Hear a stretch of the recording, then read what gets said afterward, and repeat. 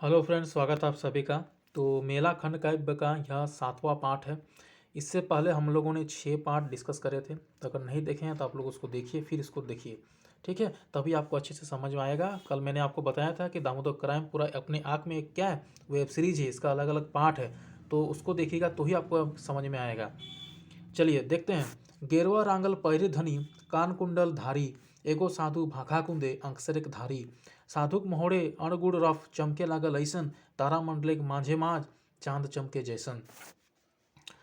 देखिए यहाँ पर कह रहा है कि गेरुआ रंग का वस्त्र धारण करके, कान कुंडल को धारण करके एगो साधु जो है अंकसर में देखा गया। जहाँ मेला लगा था वहाँ पर देखा गया। साधुक मोहड़े अड़गुड़ रफ चमके लागल ऐसन, तारा मंडलिक माझे माझ जैसे चांद। तो साधु का मोहड़ा मतलब होता है मुंह में इस तरह का एकदम लेप लगा दिया था, इतना सुंदर था कि लग रहा था कि कोई चांद उसमें चमक रहा है।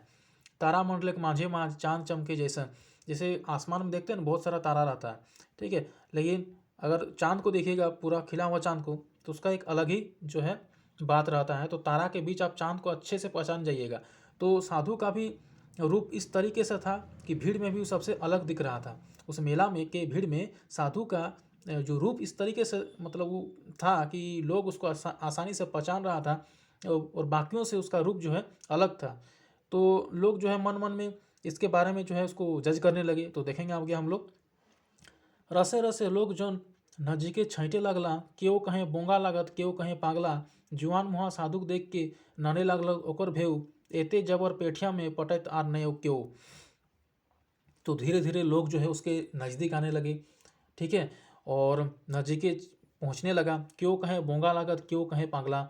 कोई लोग कहने कि बोंगा मतलब होता है ना भगवान। जैसे आप लोग जनजाति के बारे में पढ़े होंगे तो संथाल जनजाति, उरांव जनजाति, उनका जो प्रमुख देवता है उसको क्या कहा जाता है, बोंगा। तो कोई कोई लोग कह रहे थे कि ये जो है क्या है, बोंगा है, मैंने भगवान है। कोई कह रहा है कि नहीं तो ये पगला है, अपना वेश धारण करके यहाँ जो मनसू करके आ रहा है मेला में, ऐसे ही घूम रहा है, एकदम पागल है। तो कोई कह रहा था कि भगवान है, कोई कह रहा था कि पगला है। जुआन मुहा साधुक देख के नड़े लागलत ओकर भेऊ, एते जबर पेठिया में पटतन ना क्यों। इसका मतलब क्या हो कि जो साधु था काफ़ी जुआन था, यानी युवा का स्थिति में था। लोग आके उसको जज करने लगा। एते जबर पेठिया में पटते ना क्यों। तो इतने बड़े जो मेला लगा हुआ था, पेठिया मतलब जो वहाँ पर मेला लगा हुआ था, तो इतने बड़े मेला में उसके जैसा उदाहरण और कोई नहीं था। मतलब उसका जो लुक था दूसरों से काफ़ी अलग था, जिस कारण से उसके जैसा उदाहरण और मेला में अन्य कोई नहीं था। तो कभी इसमें कह रहे हैं कि उसका लुक जो है सबसे अलग था। लोग उसको जज करने लगे कि ये या तो भगवान हो सकता है या फिर पगला हो सकता है। नर नारी डाढ़ाए गेला जोगिक नजीके, डाढ़ाए मतलब खड़ा हो गया उसके सामने, जोगिक नजीके नजीक मतलब सामने। मधु लोभी भंवरा होवे जे तरु फूल बगीचे। जिस तरीके से भंवरा जो है मधु के लालच में उसके सामने आ जाता है, या फूल के सामने बीचों बीच आ जाता है, ठीक उसी प्रकार लोग जो है उस जोगी के नज़दीक खड़ा हो गया। तो आपको यहाँ पर क्वेश्चन पूछेगा कि बताइए कि जो लोग जोगी के सामने खड़ा होने लगा, तो इसका तुलना जो है कवि किसके साथ करते हैं, तो भंवरा के साथ करते हैं, ठीक है। सुना जगतेक नर नारी हमर बात सुना, जते सुनबे तते पैबे लय जीवे दुना। तो यहाँ पर साधु क्या करता है, साधु घोषणा करता है। किस तरह का घोषणा करता है, सुना जगतेक नर नारी, कि जगत के जो नर नारी यहाँ पर मौजूद है सभी सुने हमारे बात को। जते सुनबे तते पैबा लय जेबे दुना, जितने सुनोगे उतना ही पाओगे और इससे ज़्यादा ही जो है अपने घर ले जाओगे। तो यानी कुछ यहाँ पर उपदेश देने वाला है साधु, तो हम आगे देखेंगे।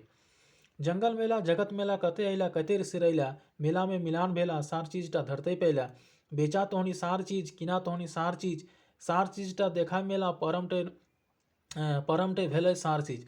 देखिए थोड़ा स्पीड हम इसलिए बोलते हैं क्योंकि कंप्लीट भी करना है ना समय से, ठीक है। तो थोड़ा इसको मैनेज कीजिएगा आप लोग। थोड़ा अगर स्पीड होता है तो उसको 0.5x में कर लीजिएगा, ठीक है। और आपको हम समझाने का बिल्कुल प्रयत्न कर रहे हैं ताकि आपको समझ में अच्छे से आए। और जो है काफ़ी बड़ा है दोस्तों, देखिए ऐसे पढ़िएगा तो फिर कंप्लीट नहीं होगा आपको, ठीक है। तो हम अच्छे से समझाते भी जा रहे हैं, थोड़ा हम स्पीड भी बोल रहे हैं, तो थोड़ा बहुत आप लोग मैनेज इसको कर लीजिएगा, ठीक है। जंगल मेला जगत मेला कते अइला कते सिरैला, बोला जंगल मेला है, जगत का मेला है, कितने लोग आए यहाँ पर और कितने लोग चले गए। मेला में मिलन भेला, मेला में जो है मिलन हुआ, सार चीजटा धरते पैला, बेचा तोहनी सार चीज किना तोहनी सार चीज़ का मतलब होता है जो जो मूल्यवान चीज़ है, जो आपका सबसे बड़ा गुण है, उसको जो है आपस में एक दूसरे के साथ बांटिए। सार चीजटा देखे मेला परमटा भेले सार चीज, सार चीज़ का तात्पर्य यहाँ पर ये कहना चाह रहे हैं कि जो आपका अच्छी चीज़ है उसको देखिए, उसको दूसरों के साथ जो है बांटिए। ऐसा नहीं कि कोई बुराई एक दूसरे के साथ आप ट्रांसफ़र कर रहे हैं।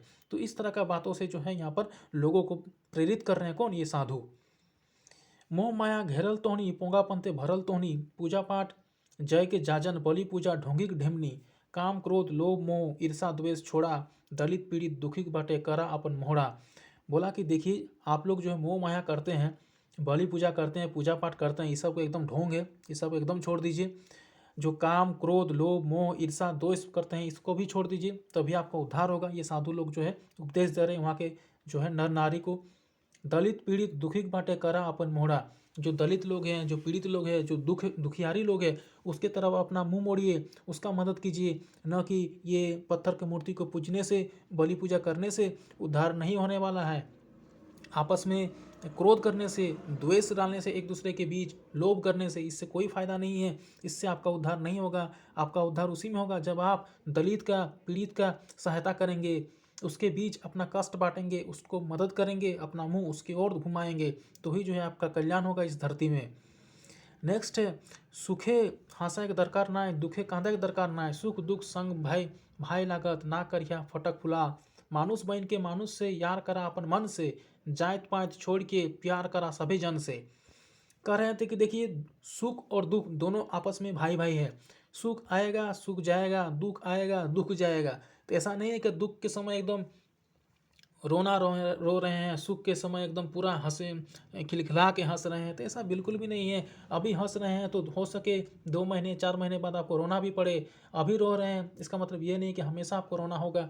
तो हो सके 2-4 मास आपको खुशी आएगा। तो दोनों साथ साथ हैं, दोनों को एकदम एडजस्ट करके जिए। ऐसा नहीं कि खुशी के समय पूरा खुश हो रहे हैं, दुख के समय एकदम पूरा रो रहे हैं, तो ऐसा बिल्कुल भी नहीं करना है। एडजस्ट के साथ आपको रहना है। जैसे फॉर एग्जांपल कोटा का सिलेबस घटा दिया तो आप लोग पूरा खुश हो गए, फिर से बढ़ा दिया तो आप लोग पूरा रोना रो रहे हैं। तो ऐसा भी आपको नहीं करना है। बिल्कुल सामने में बैठा के, ठीक है, आपको चलना है और पढ़ाई जारी रखना है। तो जात पात का भेदभाव वगैरह नहीं करना है और सभी जन के साथ आपको प्यार करना है। इस पंक्ति में कवि जी यही कर रहे हैं। नेक्स्ट, आवतार ना कर्मी लोग मानुषिक कर्म कर गेला, करम भाई रे तोहनियो करा जिंदगी अपन सफल करा, तनिक हिंसा ना मनेक हिंसा ना करिया, अहिंसा परम धर्म लाए संदेश बुधेक जानिया। देखिए जो कर्मी लोग थे वो कर्म करके चल गए, वे तो कोई अवतार नहीं थे, कोई तो भगवान का दूत नहीं थे। मान लीजिए जो बड़े बड़े राजा थे, गौतम बुद्ध थे, महावीर थे, ये लोग जो बड़े बड़े कर्म करके चले गए, महात्मा गांधी थे, भगत सिंह थे, ये लोग जो बड़े बड़े कर्म करके चले गए, ये तो कोई अवतार नहीं थे। ये तो सिर्फ मनुष्य ही थे, नॉर्मल मनुष्य थे, और मनुष्य का कम कर्म करके इन्होंने जो है अपना जो है मार्ग स्वर्ग की ओर बढ़ाया। तो मनुष्य के तरह से आप लोग भी अपना क्या कीजिए, कर्म कीजिए। जो कर्मी लोग थे, जो महान व्यक्ति लोग थे, महात्मा गांधी, गौतम बुद्ध, ये लोग कोई अवतार नहीं थे, ये भी कॉमन पीपुल ही थे जिन्होंने क्या किया, सिर्फ अपना कर्म किया। कर्म भाई रे तुहनियो करा जिंदगी अपन सफल करा। तो तुम लोग भी कर्म करो और अपना ज़िंदगी को सफल बनाओ। ये सब ढोंगियारी के चक्कर में मत पड़ो। तनेक हिंसा ना मानेक हिंसा ना करिया, अहिंसा परम धर्म लाए संदेश बुद्धेक जानिया। तो जो कर्म वगैरह करना है वही करो, हिंसा वगैरह, मन का हिंसा, तन का हिंसा, किसी तरह का हिंसा मत करो। अहिंसा परम धर्म लाए संदेश बुद्धेक जानिया। यही बुद्ध ने जो है, गौतम बुद्ध ने, तो गौतम बुद्ध का जिक्र जो है साधु भगवान कहते हैं यहाँ पर कि जो गौतम बुद्ध का संदेश के साथ चलिए, अहिंसा परम धर्म, यही जो है सबसे बड़ा धर्म है अहिंसा। किसी के साथ हिंसा नहीं कीजिए, न तन से न मन से। मानुष ले ऊंचा आर कोनो कुछो नखे, आत्माओं आर सभे कुछ मोरत बनते रहे, सब अनिद्ध आर यत यत तन क्षणिक, प्रकृति छाड़ आरा स्थायी कुछो नखे। तो मनुष्य से ऊंचा और कोई नहीं है। आप जो एक मनुष्य दूसरे मनुष्य के साथ भेदभाव कर रहे हैं, ये सबसे बड़ा आप गलती कर रहे हैं कि मनुष्य से ऊंचा कोई नहीं है। भगवान भी मनुष्य से ऊंचा नहीं है। अगर भगवान का कद्र करना चाहते हैं तो सबसे पहले आप मनुष्य का कद्र कीजिए। साधु भगवान कहते हैं कोनो कुछ नखे, ठीक है, बोले सब नश्वर है, आत्मा और सभी कुछ मोरद बनते रहे। जो आत्मा है ये सब कुछ है, मरता बनता रहता है, सब आपका क्षणिक है। प्रकृति छाड़ा आर स्थायी कुछ होना है। जो प्रकृति है, आपका वातावरण है, इसको छोड़ के जो है कोई और स्थायी नहीं है। आपका जीवन भी एक दिन क्या होगा, मिट्टी में मिल जाएगा, आत्मा भी बनेगा, मरेगा, लेकिन जो है आपका प्रकृति जो है, आपका जो स्वभाव है, ये कभी नहीं मरेगा। ठीक है, यही जो प्रकृति आपका क्या है, स्थायी रहने वाला है। भगवान के नाम में भरत के मानिया नाय, जगते खीते मुक्ति जानिया भाई, तार बेसी आइट देल तुम्बा बजाए टूट जाए, बेसी लोल माझे माँ जिनकी बिना तबाही बाज, राजदूते सब सुनाई देल जोगिक उपदेश, राजा रानिक मनेक भीतर मैट गेल सब कलेश। तो ये जो उपदेश जो दे रहा था यहाँ पर, ठीक ना, ये जाके जो मेला में उपस्थित जो राजदूत था वो जाके राजा रानी को सुनाया कि ऐसा एक साधु बाबा आए थे वहाँ पर, ठीक है, अंकसर के धार में, और ये लोग जो है उपदेश देकर गए।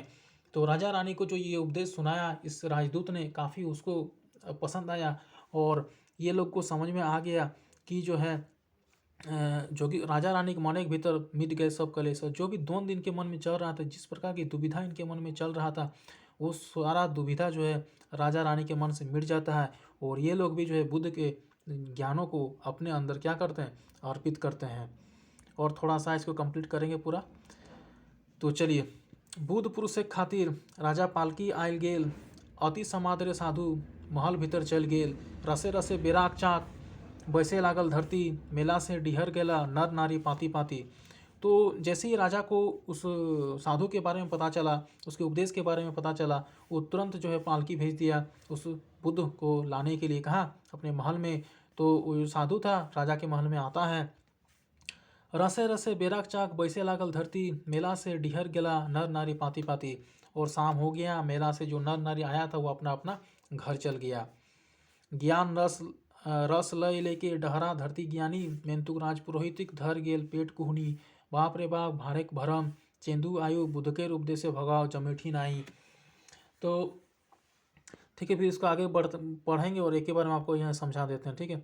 चलिए नेक्स्ट है आपका, भगवान भाई के जायत पात नाके रहले की धर्म में चले, रमेक शासन दाम छुआना चलत कफी जिनकी मोटे, और काढ़ा गोड़ुक गाड़ी सब डिहर गेल डहरे, काप छंदिक बासी बाज रहरे रहरे, वन बालिका कोकिल बोले मधुर सुरे सुरे। तो देखिए, इसके माध्यम से कवि जी यही कहना चाह रहे हैं कि जो आपका जैसे भगवान भाग्य ज्ञान रस लेके डहर गेली ज्ञानी, मेंतुक राजपुरोहित घर गेले पेट कोहनी। तो मेला में जो भी लोग आए थे, उन्होंने जो साधु थे उनके उपदेशों को सुना, और सभी जो है अपने आप घर चले गए, ठीक है। और साधु को तो है राजा बुला लिया, राजा भी अपने आप जो है कुछ उपदेश वगैरह लिया साधु से, ठीक है। कारागरुक गाड़ी सब डिहर गेला डहरे, कारागरुक से जो लोग आए थे सब अपना डहर में चल गया, अपने रास्ते में चल गया। काप छंदेक बासी बाजाए लहर लहरे, वन बालिका कोकिल बोल, तो वन बालिका का जो बोल था काफ़ी मधुर था, बोले मधुर सुरे, बाल पिपिहाक इंगित बोले बांसी, और बांसी से बजाते हुए दोनों सब अपने घर चले गए उस साधु के उपदेशों को सुनने के बाद। तो इससे आगे हम लोग नेक्स्ट वीडियो में डिस्कस करेंगे। थोड़ा सा बड़ा है, कंप्लीट हो जाएगा, ज़्यादा नहीं है, और एक और 2 पार्ट आपको लगेगा इस वीडियो को, इस मेला को कंप्लीट करने के लिए। तो उसको ज़रूर देखिएगा। तब तक के लिए आप लोगों को इसको पढ़ना है, और बाकी के जो पार्ट अपलोड किए जा चुके हैं पहले उसको भी आपको देखना है, तभी आपको मेला समझ में आएगा, ठीक है। धन्यवाद।